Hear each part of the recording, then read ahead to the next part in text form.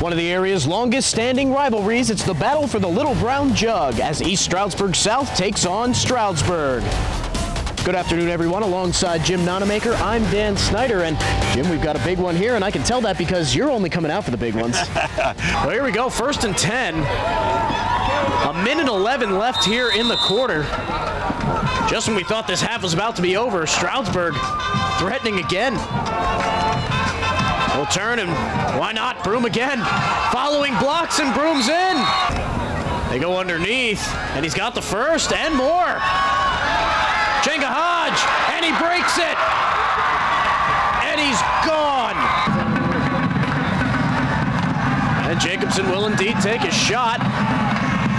He looks, he fires, and he's got him in, and a score.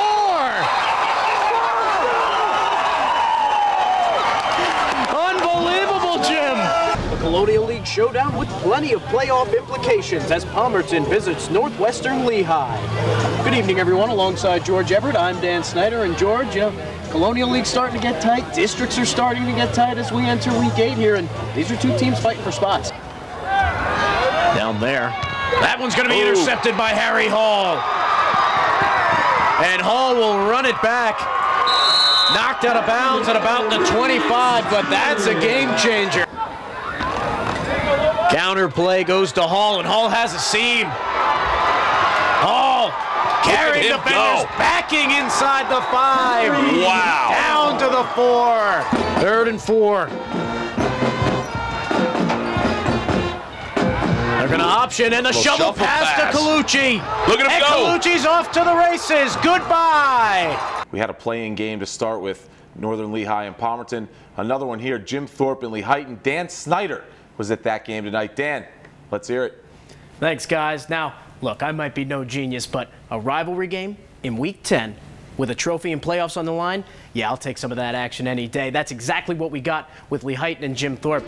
Let's take a look. Not that records matter in a rivalry, but both these teams, 7-2 coming in, if that does anything for you. First drive of the game, Tyler Can from 10 yards out plunges in for the Indians. Let's go down to Dan Snyder.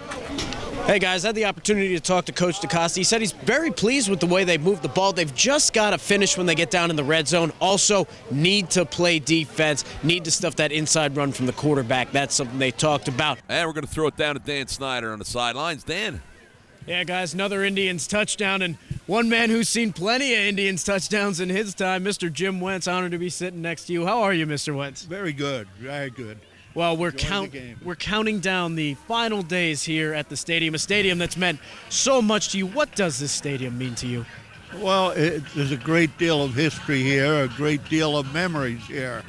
I actually played on this on 1944 to 48 originally, okay?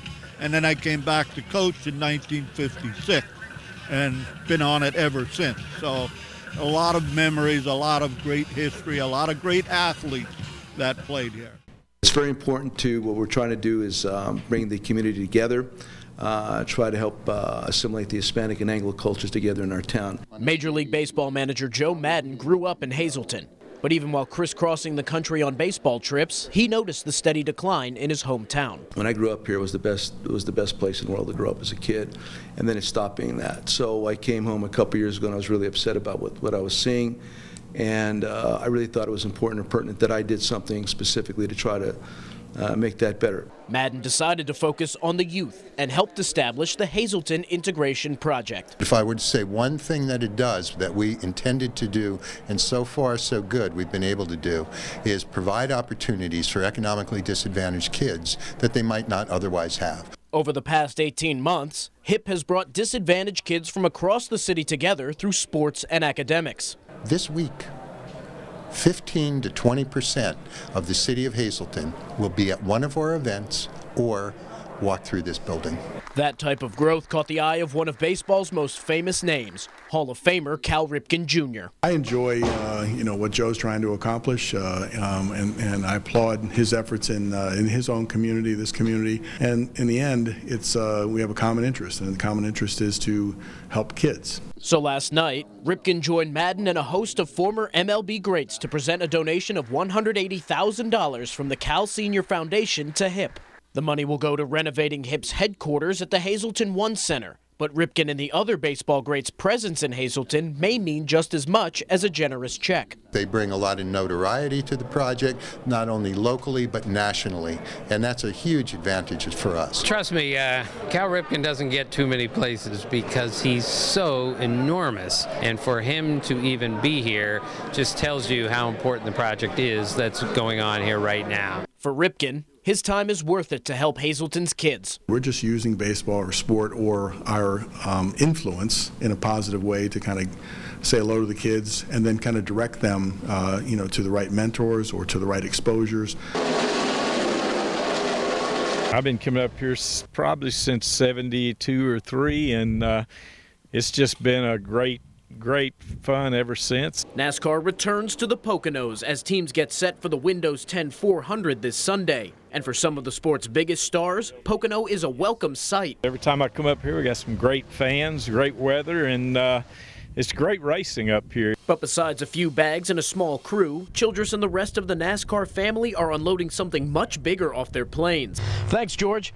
You don't generally see one of these on the golf course, but a new sport and a local club are changing our school of thought on that. What do you get when you mix soccer with golf? Well, here at Old Homestead Golf Club in New Tripoli, they're doing just that. And the result is a new and entertaining game, foot golf. Foot golf is the combination of golf and soccer. It's the same rules as golf, but you play with a soccer ball. And we've cut a 21-inch cup instead of the normal 4 1/4-inch cup for golf.